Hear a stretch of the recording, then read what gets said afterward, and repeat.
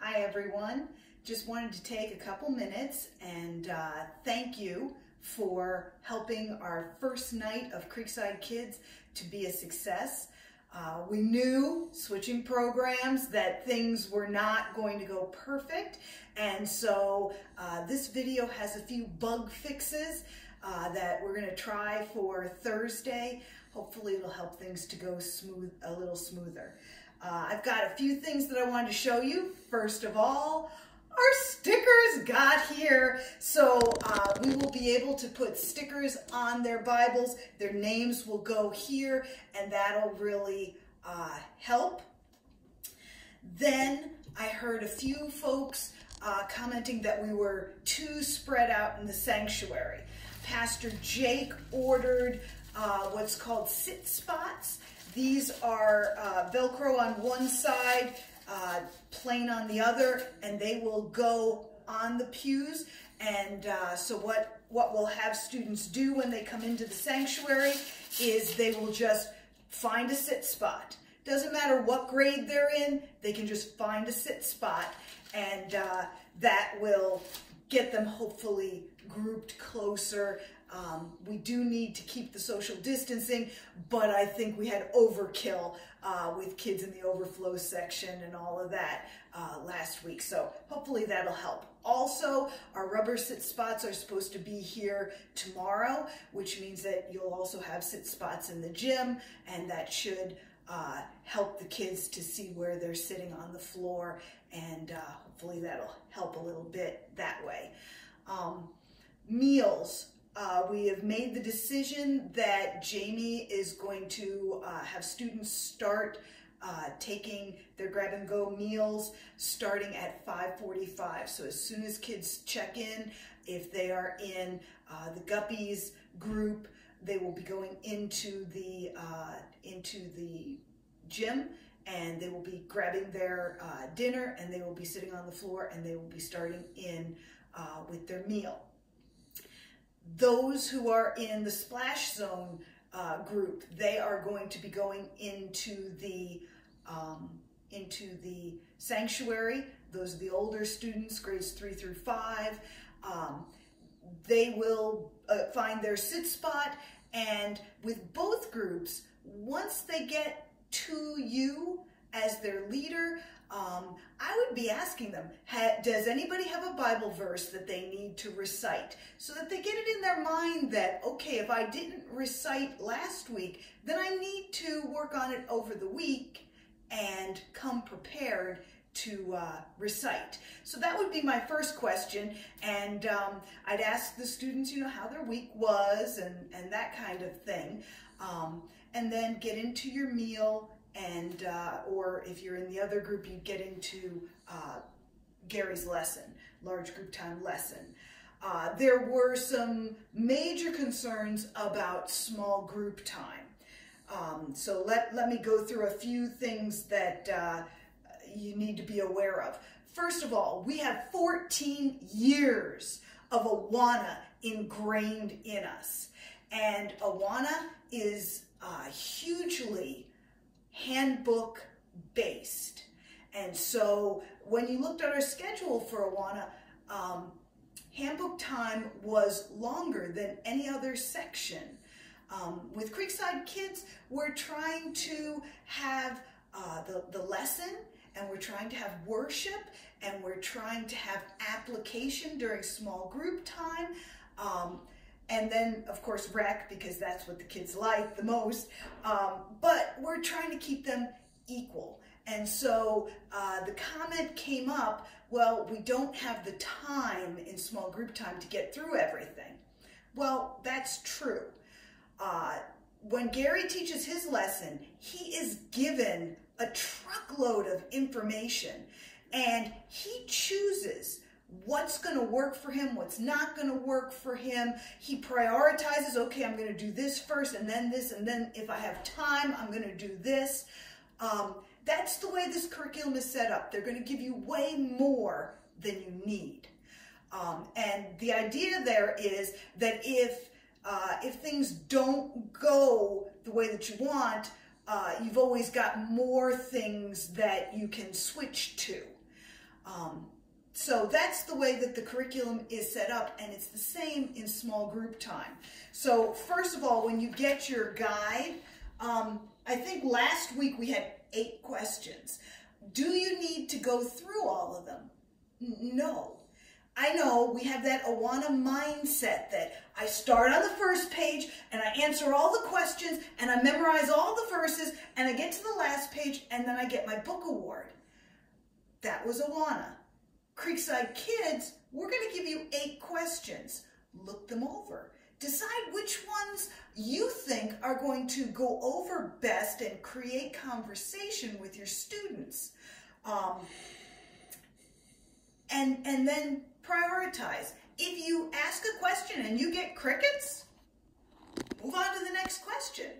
If you ask a question and it takes up the entire small group time, you don't want that happening every single week because we do want to do the scripture memorization, but there may be weeks like that. There may be weeks where in small group time you're not going to get much past how was your week because somebody's going to share that, oh, my grandma passed away, or somebody got sick, or I'm dealing with this family situation. You're making connection with that student, with all your students, and you're trying to help them apply the lesson. But you got to deal with where they're coming from. So hopefully, you can do those kind of things when they're eating their meal, if you're guppies and you're doing grades K through 2, or when they come in and you've got that extra time where you're waiting on Gary to start his lesson. Get the preliminaries out of the way so that when you get to small group time, you can start in on the questions. You also are given an activity, something that you can do with the scripture memorization. You may decide, you know what, I think I'm going to do one question here for application, and then I'm going to move right into my scripture memorization. Maybe you want to start with scripture memorization and then go to your question. That's up to you. As a small group leader, you get to kind of guide them, get a feel for your students and what will work.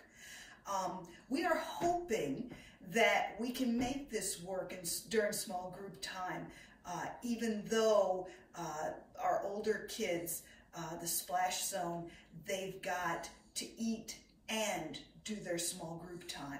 I really would prefer not to drop the meal. I think it is a big help for parents. It's also a big help for families who maybe are financially strapped, kids who get a hot lunch program, and it would be nice to have a dinner meal as well. So I really don't want to drop the meal, but I would appreciate your feedback as we go through the next couple of weeks. If it's just not working, then what we'll have to do is drop the meal to get some more time for small group time. I'm hoping that we can find the balance. Anytime I've walked into a cafeteria, whether it's elementary or high school, kids are talking a mile a minute. So something tells me that they can eat and talk at the same time. They just have to get in that habit. So work with them on that. I think we can make it work. I hope we can make that work. Something that Kendra suggested was that when you have your coloring page, that we put the scripture verse on the back of the coloring page.